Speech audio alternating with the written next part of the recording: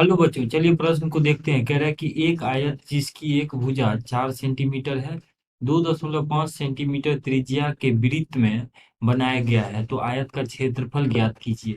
तो दिए गए प्रश्न के लिए हमारे पास जो मुख्य अवधारणा है, यदि हम इस प्रश्न के लिए मुख्य अवधारणा लिखें तो आयत का जो क्षेत्रफल होता है, आयत का क्षेत्रफल बराबर लंबाई, आयत का क्षेत्रफल बराबर लंबाई गुना चौड़ाई, इस सूत्र का उपयोग करेंगे। अब देखिए प्रश्न के अनुसार कि एक आयत को वृत्त में, मान लीजिए ये आपके पास वृत्त है, तो ये जो वृत्त है इसको, इसके अंदर एक आयत है, इस तरीके से बनाया गया है।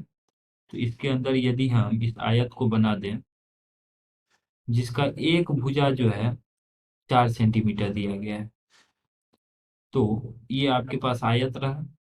अब देखिए इस वृत्त के लिए इसकी वृत्त की जो त्रिज्या है वो 2.5 सेंटीमीटर है। तो सबसे पहले ये बना लेते हैं, ए बी सी डी, ये वृत्त है, मतलब ये आयत है, और इसका वृत्त का केंद्र और आयत का जो केंद्र होगा ये बराबर ही होगा, एक ही होगा, क्योंकि इसके अंदर बनाया गया और इसको हमने यहाँ से मिला दिया।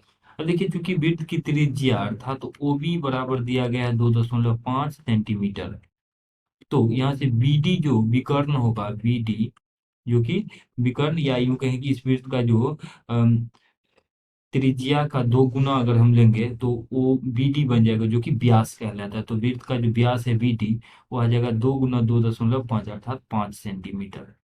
तो यह आ गया हमारे पास बी डी 5 सेंटीमीटर, और एक भुजा यहाँ पर दिया गया है 4 सेंटीमीटर के, बीसी मान लेते हैं 4 सेंटीमीटर दिया गया है। तो इस तरीके से यदि हम डीसी निकालना चाहें तो इस त्रिभुज, चूंकि आयत के सभी कोण 90 डिग्री होते हैं, तो हम चलते हैं त्रिभुज बी सी डी में। त्रिभुज बी सी डी में अगर हम पाइथागोरस सूत्र के अनुसार लिखें तो बी डी का जो वर्ग होगा वो सी डी के वर्ग जोड़ बी सी के वर्ग के योगफल के बराबर हो जाएगा। और चूंकि बी डी का बी डी यहाँ 5 दिया गया है, तो यह आ जाएगा 5 का वर्ग बराबर सी डी। तो सी डी का मान यहाँ पे हम एक्स मान लेते हैं, तो एक्स का वर्ग जोड़ बी सी, तो बी सी 4 है तो 4 का वर्ग आ जाएगा। यहाँ से x की घात 2 आ जाएगा, 5 की घात 2 अर्थात 25 माइनस 4 की घात 2 अर्थात 16, यानी 9 के बराबर। तो x यहाँ से आ जाएगा 3 सेंटीमीटर के बराबर। यानी इस आयत का 4 सेंटीमीटर यहाँ पे लंबाई है और चौड़ाई यहाँ पे 3 सेंटीमीटर हमने निकाला है। अर्थात इस प्रश्न में जो हमसे पूछा गया था कि आयत का क्षेत्रफल निकालिए, इसीलिए आयत ए बी सी डी, आयत जो है ए बी सी डी, इसका क्षेत्रफल हमें निकालना है।